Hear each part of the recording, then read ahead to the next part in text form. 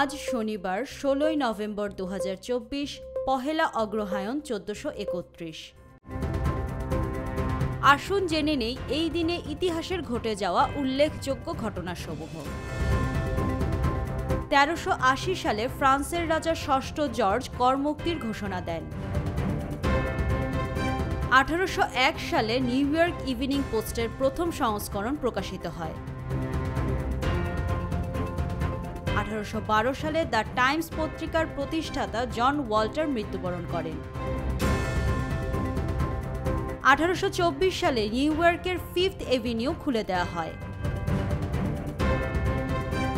১৯০৫ সালে স্বদেশী আন্দোলনের অনুপ্রেরণায় ন্যাশনাল কাউন্সিল অফ এডুকেশন স্থাপিত হয়।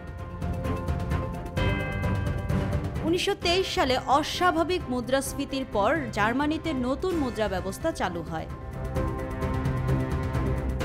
১৯৩০ সালে প্রথম ভারতীয় হিসেবে ইংলিশ চ্যানেল অতিক্রম করা মিহির সেন জন্মগ্রহণ করেন।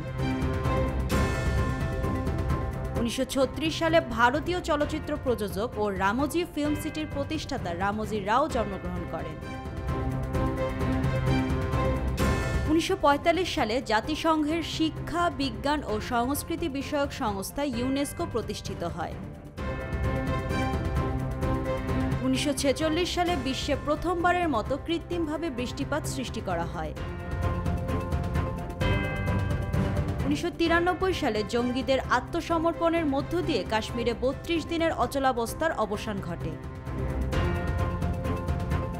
২০১২ সালে বাংলাদেশি চলচ্চিত্র নির্মাতা ও অভিনেতা সুভাষ দত্ত মৃত্যুবরণ করেন।